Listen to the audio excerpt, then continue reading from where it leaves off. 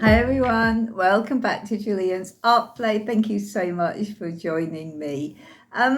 It's pretty bleak out there today, I have to say. So, the painting I'm demoing for you today is really simple string pull. I've called it Night Flowers because of the effect that is on the canvas back.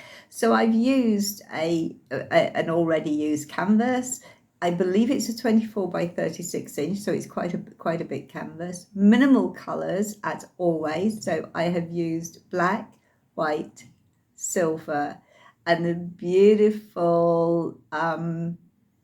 Sorry, I've just I just had a message pop up on my phone and it completely threw me then. It is magenta light. That's the only colour, that the colour if you like, that I have put in there. I had so much fun playing about with this. Without further ado, let's go down and find out what I got up to.